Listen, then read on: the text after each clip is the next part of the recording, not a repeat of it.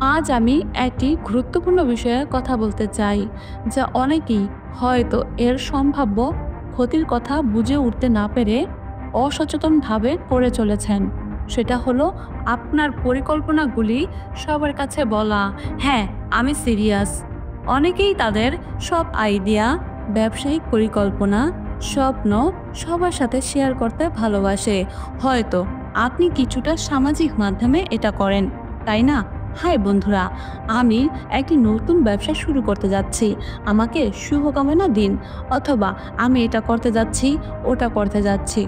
কিন্তু মনোযোগ দিয়ে শোনো আমার তরুণ বন্ধুরা, তোমরা সবার কাছে তোমার পরিকল্পনা বলো না। আজ আমি এটা কেন বলছি তা ব্যাখ্যা করব। দেখো, যখন আমি তরুণ ছিলাম তখন আমি একই ভুলটি করেছিলাম। আমি আমার আইডিয়াগুলো নিয়ে এত উত্তেজিত ছিলাম যে আমি অপেক্ষা করতে পারতাম না সেগুলো সবার কাছে বলার জন্য। আমি বসে পড়তাম বন্ধুদের সাথে এবং ঘন্টার পর ঘন্টা আলোচনা করতাম। আমরা কি করব? আমরা কোম্পানি শুরু করার কথা বলতাম, পৃথিবী বদলানোর এবং বিলিয়নার হওয়ার স্বপ্ন দেখতাম। কিন্তু তারপর আমি লক্ষ্য করলাম, প্রতিবার যখন আমি আমার পরিকল্পনাগুলো বলতাম, সেগুলো পরিকল্পনা মাফিক হচ্ছিল না। কারণ একটাই, বেশি মতামত। যখন তুমি সবার কাছে তোমার পরিকল্পনাগুলো বলো, তখন কি হয়? সবাই তোমাকে পরামর্শ দিতে শুরু করে। এমন পরামর্শ যারা কখনোই সেই কাজটি করেনি যা তুমি করতে চাও। এমন পরামর্শ যারা নিজে ঝুঁকি নিতে ভয় পায়। এমন পরামর্শ যারা আসল কথা বলতে গেলে কখনোই তোমার সফলতা দেখতে চায় না। এটি ঠিক তেমনই, যেমন তুমি তোমার রান্নাঘরে ১০০ জন রাঁধুনিকে ডেকে নিয়ে একসাথে একটি খাবার বানানোর চেষ্টা করো। Too many cooks spoil the broth. বন্ধুরা, বেশি কণ্ঠ তোমার পথটাকে বিভ্রান্ত করে দেয়। তারপর আরেকটি সমস্যা আছে, যখন তুমি বেশি বেশি তোমার পরিকল্পনা বলো, তখন তুমি সব উত্তেজনা নষ্ট করে দাও কথাবার্তায়, কাজ করার বদলে।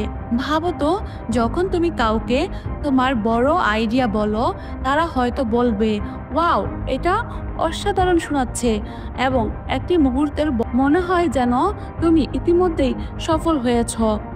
তোমার ভালো লাগছে, কিন্তু সমস্যা হলো সেই সফলতার অনুভূতি যা তুমি কথাবার্তায় থেকে পাও, তা তোমাকে প্রকৃত কাজ করতে দরকারি প্রেরণা দেয় না। পরিবর্তে তুমি কাজ করার চেয়ে কেবল কথা বলার দিকে সময় দিচ্ছ। তুমি ভ্যালিডেশন খুঁজে বেড়াচ্ছ। আমার পরামর্শ, চুপ থাকো, তোমার কাজের মাধ্যমে কথা হোক। এখন কিছুতেই হয়তো ভাবছ, আমি যদি আমার আইডিয়া শেয়ার করি তাতে কি সমস্যা? আমি কি পরামর্শ চাইতে পারি না? আমি কি এমন লোকদের কাছ থেকে পরামর্শ নেব না যারা আমার সম্পর্কে উদ্বিগ্ন? এখানে এই বিষয়টি একটু জটিল। অবশ্যই তোমাকে গাইডেন্স চাইতে হবে, কিন্তু সবার কাছে নয়। সব পরামর্শ ভালো পরামর্শ নয়। আমি তোমাকে একটি উদাহরণ দিচ্ছি।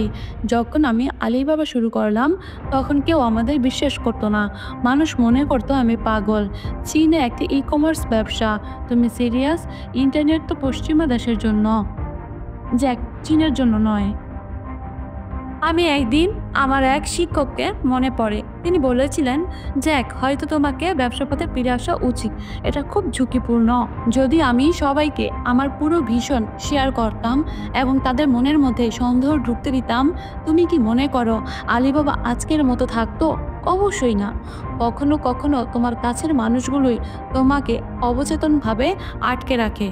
তারা তোমাকে ভালোবাসে বলে নয়, কিন্তু কারণ তারা তোমার মতো দেখেনি।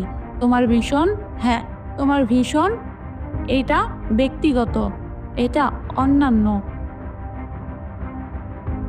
তারা তোমার পায়ে হেঁটে চলেনি। তারা তোমার চিন্তা, তোমার স্বপ্ন, তোমার আকাঙ্ক্ষাগুলো অনুভব করেনি। তাহলে তারা কি করে তোমার উদ্দেশ্যটা ঠিকভাবে বুঝতে পারবে? এই জন্য আমি বলি, তোমার পরিকল্পনা সবার কাছে বলো না। সবাই তাতে বিশ্বাস করতে প্রস্তুত নয়। সবাই তোমাকে তোমার মতো বিশ্বাস করতে প্রস্তুত নয়। এবং সবচেয়ে গুরুত্বপূর্ণ, সবাই তোমাকে সঠিক পরামর্শ দিতে সক্ষম নয়। এটা ঠিক যেমন একটি বীজ রোপণ করা হয়, তুমি প্রতিদিন বীজটা তুলে দেখতে পারো না, তুমি তা মাটির মধ্যে রেখে দাও, পানি দাও, যত্ন নাও এবং একদিন সেটা একটি গাছ হয়ে উঠবে। তারপর শুধুমাত্র তখনই মানুষ তোমার কঠোর পরিশ্রমের ফলাফল দেখতে পাবে, যখন তুমি চুপ করে তোমার পরিকল্পনা রাখো, কিছু জাদুকরি ঘটে, তুমি আরও মনোযোগী হয়ে ওঠো। তুমি আর অন্যদের কি ভাবছে তা নিয়ে চিন্তা করো না, বরং কাজের উপর মনোযোগ দাও, তখনই প্রকৃত উন্নতি ঘটে। এখন আমি তোমাদের একটি মজার গল্প শোনাচ্ছি। যখন আমি আলিবাবা তৈরি করতে শুরু করেছিলাম, তখন প্রচুর কোলাহল ছিল। সবাই .com বাবল নিয়ে কথা বলেছিল, কিভাবে ই-কমার্স চীনে কখনো কাজ করবে না। আমি মনে করি আমি একবার ব্যবসায়িক মিটিংয়ে গিয়েছিলাম এবং সবাই বলেছিল, জ্যাক, তুমি তোমার সময় নষ্ট করছো। চীনে কেউ অনলাইনে জিনিস কিনতে চায় না। আমরা বাজারে যেতে চাই, পণ্য স্পর্শ করতে চাই, দাম নিয়ে দরদাম করতে চাই। কিন্তু আমি কি করেছি? আমি কি তাদের সাথে ঝগড়া করেছি? তাদের ভুল প্রমাণিত করার চেষ্টা করেছি? না। আমি চুপ করে কাজ করতে থাকলাম। আমি আমার ভীষণটাকে অন্তরে রেখেছিলাম এবং কিছু অসাধারণ তৈরি করতে মনোযোগ দিয়েছিলাম। আমরা একটি ছোট টিম ছিলাম। দিন রাত কাজ করছিলাম। ইনস্ট্যান্ট নুডলস খাচ্ছিলাম, অফিসে ঘুমাচ্ছিলাম। আমাদের কথা বলার সময় ছিল না। আমরা কাজ করার জন্য ব্যস্ত ছিলাম। এবং জানো কি, যখন আলিবাবা শেষ পর্যন্ত সাফল্য লাভ করলো, সবাই হতবাক হয়ে গেল। তারা জিজ্ঞেস করেছিল, এটা কিভাবে ঘটলো? আমি হাসলাম, বললাম, আমি তো বলেছিলাম, কিন্তু আমি এটা মুখে বলিনি। অবশ্যই এটা হলো চুপ করে কাজ করার সৌন্দর্য। তুমি মানুষের কাছে ফলাফল দিয়ে তাদের চমকে দাও, শব্দ দিয়ে নয়। এখন চলুন আরেকটি বিষয় নিয়ে কথা বলি, ঈর্ষা।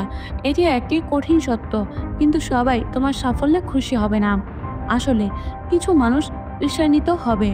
তারা হয়তো তোমার মুখে হাসবে, কিন্তু ভেতরে চাইবে না তুমি সফল হও। এবং জানো কি, যখন তুমি এই ধরনের মানুষের কাছে তোমার পরিকল্পনা বলো, তারা কখনো কখনো তোমাকে ক্ষতিগ্রস্ত করবে, কখনো বুঝবে না। আমি নিশ্চিত অনেকেই এটি অনুভব করেছেন। তুমি যখন তোমার স্বপ্নটি কাউকে বলো, তখন তারা তোমাকে সমর্থন করার পরিবর্তে বলে, তুমি কি নিশ্চিত? এটি ঝুঁকিপূর্ণ মনে হচ্ছে, বা তুমি কি আসলেই এটা করতে পারবে? তাদের সন্দেহ তোমার মনে প্রভাবিত হতে শুরু করে। তুমি নিজেই তোমার সক্ষমতা নিয়ে প্রশ্ন করতে শুরু করো এবং অবশেষে তুমি নিজের বিশ্বাস হারিয়ে ফেলো। তোমার পরিকল্পনাগুলো নিজে রাখো, তাদেরকে তোমার সাফল্য জানতে দাও যখন তারা তোমাকে থামাতে পারবে না। এখন আমি ভুল বলছি না যে তোমাকে কখনো তোমার পরিকল্পনা কাউকে বলো না। অবশ্যই এমন কিছু সময় আসবে যখন তোমাকে পরামর্শ চাইতে হবে, যখন তোমাকে মতামত দিতে হবে, যখন তোমাকে অন্যদের থেকে আইডিয়া শেয়ার করতে হবে। কিন্তু এখানে চাবিকাঠি হলো, সাবধান হও। তোমার পরিকল্পনা সবার সাথে শেয়ার করো না। যারা তোমার ভীষণ বুঝতে পারে না, যারা নেতিবাচক বা নৈরাশ্যবাদী, তাদের সাথে শেয়ার করো না। বরং এমন কিছু বিশ্বাসযোগ্য ব্যক্তি, একটি ছোট দল খুঁজে নাও, যারা তোমার বিশ্বাসে আস্থা রাখে, যারা অভিজ্ঞতা আছে, যারা গঠনমূলক আলোচনা দিতে পারে। আমার ক্ষেত্রে আমি কিছু কাছের বন্ধু এবং পরামর্শদাতা ছিল, যারা আলিবাবা শুরুর দিনগুলোতে আমাকে সমর্থন করেছিল। তারা সব সময় বুঝতে পারতো না আমি কি করছিলাম, কিন্তু তারা আমার সক্ষমতায় বিশ্বাস করেছিল যে আমি এটি বুঝতে পারবো। তারা আমাকে এগিয়ে যেতে উৎসাহিত করেছিল। এমনকি যখন পরিস্থিতি কঠিন হয়ে উঠেছিল, এবং আমি তোমাদের বলি, পরিস্থিতি অনেক কঠিন ছিল। একসময় আমাদের কাছে টাকা ছিল না, সম্পদ ছিল না, আশা ছিল না, কিন্তু আমি সঠিক মানুষদের সাথে নিজেকে ঘিরে রেখেছিলাম। তাই আমি চ্যালেঞ্জগুলো মোকাবেলা করতে পেরেছিলাম। আমাকে 100টি মতামতের প্রয়োজন ছিল না, আমাকে কয়েকটি ভালো পরামর্শের প্রয়োজন ছিল। এখন আরেকটি বিষয় নিয়ে আলোচনা করি, ভয়। কখনো কখনো আমরা সবার কাছে আমাদের পরিকল্পনা বলি, কারণ আমরা ভীত। ব্যর্থতা হওয়ার ভয়, ভুল করার ভয়। আমরা ভাবি, যদি আমরা আমাদের পরিকল্পনাগুলো সবার সামনে বলি, তাহলে আমরা নিজেদের রক্ষা করছি। আমরা ভাবি, যদি আমরা আমাদের পরিকল্পনা বিশ্বে ঘোষণা করি, আমরা দায়ী থাকব এবং তাই আরও সফল হতে পারবো। কিন্তু সত্য হলো, ভয় একটি খারাপ মোটিভেটর। যদি তুমি ভয় থেকে সিদ্ধান্ত নাও, তাহলে তুমি স্পষ্টভাবে চিন্তা করছো না, তুমি আত্মবিশ্বাস থেকে কাজ করছো না। এর পরিবর্তে তুমি অন্যদের মতামতকে তোমার কর্মকাণ্ড নিয়ন্ত্রণ করতে দিচ্ছ। ভয় পেতে দিও না, ব্যর্থ হওয়ার ভয় পেতে দিও না, ভুল করার ভয় পেতে দিও না। ব্যর্থতা যাত্রার অংশ, আসলে এটি অপরিহার্য। যখন আমি আলিবাবা শুরু করেছিলাম, তখন আমি অনেকবার ব্যর্থ হয়েছিলাম। আমি এত ভুল করেছিলাম যে গুনে গুনে হিসাব করতে পারতাম না। কিন্তু আমি হাল ছাড়িনি। আমি ভয়কে আমাকে এগোতে বাধা হতে দেইনি। এবং তোমার উচিতও নয়। যখন তুমি তোমার পরিকল্পনা সবার কাছে বলো না, তুমি বিচার করার ভয় দূর করে দাও। তুমি নিজেকে পরীক্ষা করতে, ব্যর্থ হতে শিখতে দাও, বাহিরের মতামতের চাপ ছাড়া। এবং এভাবে তুমি নিজের সাফল্যের জন্য সেরা সুযোগ পাবে। এখানে একই বিষয় আছে, শেষ পর্যন্ত কেউ তোমার পরিকল্পনার ব্যাপারে আগ্রহী নয়, তারা তোমার ফলাফল নিয়ে আগ্রহী। তুমি সারাদিন তোমার কি করতে চাচ্ছ তা বলতেই পারো, কিন্তু তুমি যদি কিছু না করো তবে তা অর্থহীন। এজন্য আমি সবসময় বলি, সফলতাকে নিচে কথা বলতে দাও। যখন আলিবাবা সফল হয়েছিল, তখন মানুষ হতবাক ছিল। তারা বিশ্বাস করতে পারছিল না যে এই ছোট দলটি, যাদের খুব কম সম্পদ ছিল, তারা পৃথিবীর অন্যতম বৃহত্তম ই-কমার্স কোম্পানি তৈরি করেছে। কিন্তু তখন তারা অভিযোগ বা সন্দেহ করতে পারেনি। ফলাফল নিজেই কথা বলেছে। এবং এটি আমি আজ বলার উদ্দেশ্য। যদি তুমি তোমার পরিকল্পনাগুলো নিজের কাছে রাখো, তুমি তোমার ভিশনকে রক্ষা করো, তুমি এটি নেতিবাচকতা, সন্দেহ এবং ঈর্ষা থেকে রক্ষা করো। তুমি তোমার সময় এবং স্থান দাও, যাতে তুমি আসলে কাজের উপর মনোনিবেশ করতে পারো। যখন তুমি তোমার লক্ষ্য অর্জন করবে, মানুষ ফলাফল দেখতে পাবে। তাদের আর কোনো ব্যাখ্যা দরকার হবে না। তাদের আর তোমার সমস্ত পরিকল্পনা শোনার দরকার হবে না। তারা তাদের চোখে সাফল্য দেখতে পাবে। এবং তখনই তুমি বুঝবে তুমি ঠিক সিদ্ধান্ত নিয়েছিলে। চুপ থাকা। তাহলে আমার তরুণ বন্ধুরা, যখন তুমি তোমাদের যাত্রা শুরু করবে, এই বিষয়টি মনে রেখো, নীরবতা তোমার সুপার পাওয়ার। তোমার পরিকল্পনা সবার কাছে বলো না। এমন লোকদের কাছ থেকে মঞ্জুরিপত্র চাওয়া থেকে বিরত থাকো, যারা তোমার ভীষণ বুঝতে পারে না, ভয়ে তোমার সিদ্ধান্ত নেওয়া থেকে বিরত থাকে। এর পরিবর্তে কাজের উপর মনোযোগ দাও। কাজ করো, তোমার কাজের মাধ্যমে কথা বলুক। তোমার সাফল্য তাদের চমকে দিক যারা তোমাকে সন্দেহ করেছিল। এবং সবচেয়ে গুরুত্বপূর্ণ, নিজের প্রতি বিশ্বাস রাখো।